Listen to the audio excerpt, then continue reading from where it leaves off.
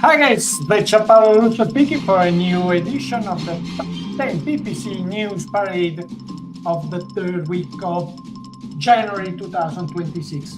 What are we talking about today? Google Ads, the agentic e-commerce model and direct offer were presented, but there still are problems with automation and product. Mistakes to avoid in 2026, a mini guide to demand gen campaigns, video promotion on YouTube, marketing media, marketing mix model comparison, brand linking, and migration from content to merchant API. For Meta Ads, segmentation and other small innovation, how to use them and how to set them properly. TikTok ads, new sales channel partners, and 2026 trends announced by TikTok themselves. Microsoft January news and touch points with LinkedIn ads targeting options. Okay, but before entering the PPC News-Parade, we have some extra content. The first one is by Andy Taylor on LinkedIn.com, and he is commenting briefly the Q4 2025 digital ads benchmark report, and it's explaining some interesting evolutions in our industry.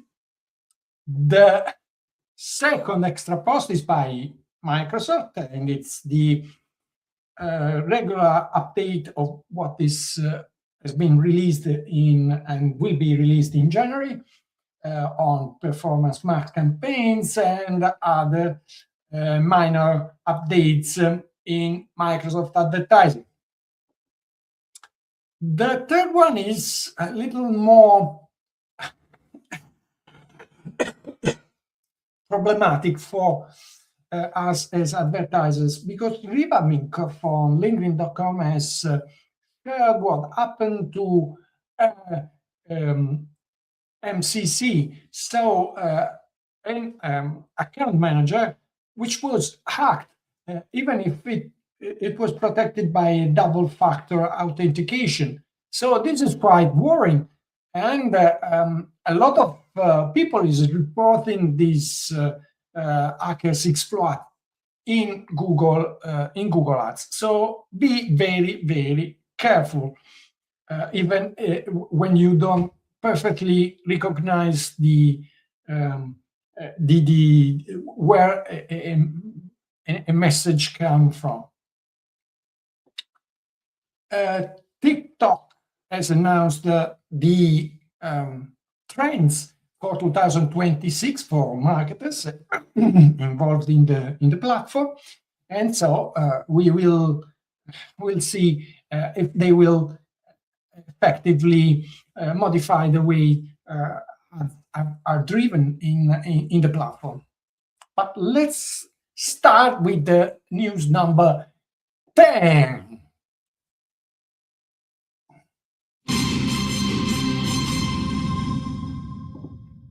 By Emmanuel Fluss on LinkedIn.com. He's explaining what is changing with the migration set for August 18, 2026, of course, from Content API to the new Merchant API. So he's explaining what is going to happen and who has to do something and to worry about setting it properly, because after the migration something will be set not effectively, not correctly. News number 9. Via Camargo on LinkedIn.com has shared some interesting information about a new section which has been shown in some accounts in Google Ad Labs, which should be the way to tell Google AI all the information on your brand. So brand linking is called the new section, and it's probably going to be released in a part of 2026, but I think quite soon to anyone. News number 8.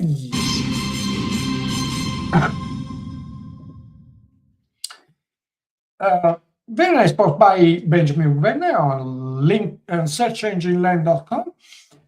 He's explaining the differences, he's comparing media mix modeling, complete tools, open source tools like Meridian and Robin, Meridian by Google and Robin by Meta, but not only, also Orbit and Profit. And is explaining what you can expect by any platform and why you should choose the one or the other. News number 7.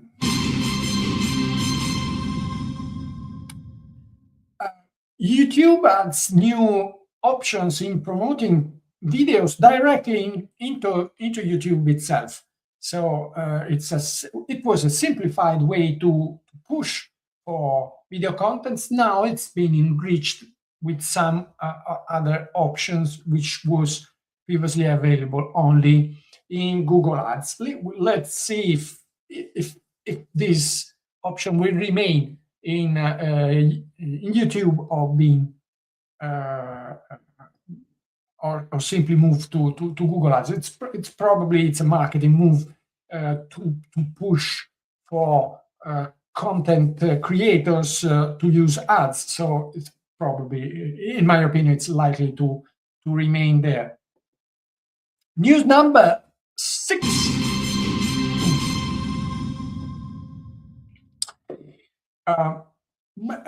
Post by Nava Hopkins on searchengineland.com, and she's explaining here all the touch points between Microsoft advertising and LinkedIn ads targeting option, which are of course very interesting for B2B businesses, but not only, because there are a lot of options which could set a real advantage for Microsoft in comparison with Google Ads.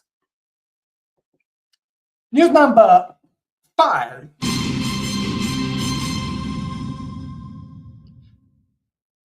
Two posts by Jill Saskis-Gale on demand gen campaigns. The first one is a sort of mini guide, and it's on searchengineland.com. So she's explaining the characteristics of this type of campaign and how to use it properly. And the second one, buyers, Jill Saskis-Gale, again on LinkedIn.com. It's a newsletter, and she's explaining. She is reporting a real case story, and explaining her methodologies to have all the measures of assets working effectively. So the 5 per file rule, and many other interesting consideration on a real case. News number 4. TikTok has announced the new channel sales partners, which are C4 Analytics, Diginous, Locally Q, Local Position, Optio, and Scorpio. Those are platforms capable of managing TikTok ads besides other PPC platforms.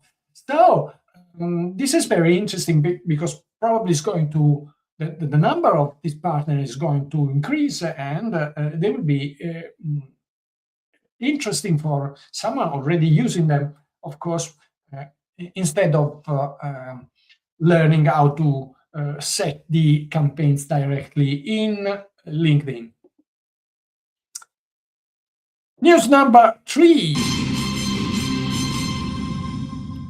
That's a sort of recap of the latest updates in Meet Ads by John Loomer on johnloomer.com. Nothing really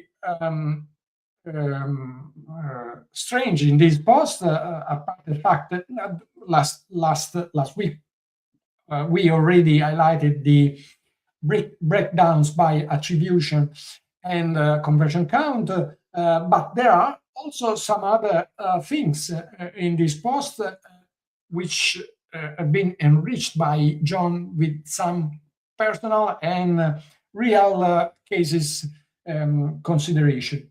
So I strongly suggest you to have a read, beside the fact that this has not been announced anything terrific in the week by Meta Ads. News number 2.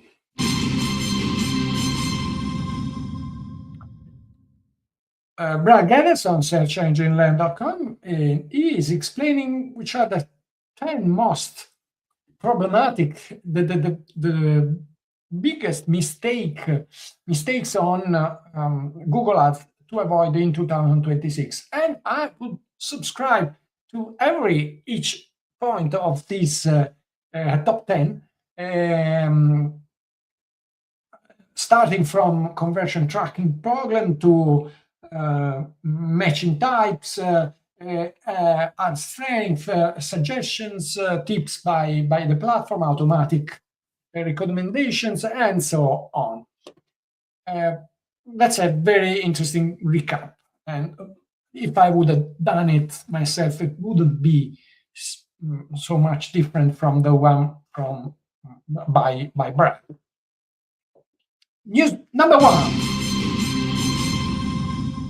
3 posts. One is for sure the news of the week, the fact that Google has announced what they call the Universal Commerce Protocol. So it's a agentic e-commerce model that will enable Gemini and the future models, AI models, to buy online directly without the user interacting with the final e-commerce site. So that's, of course, very interesting, the implication of what of this evolution, which has been followed also by, or at least anticipated by, OpenAI and Microsoft.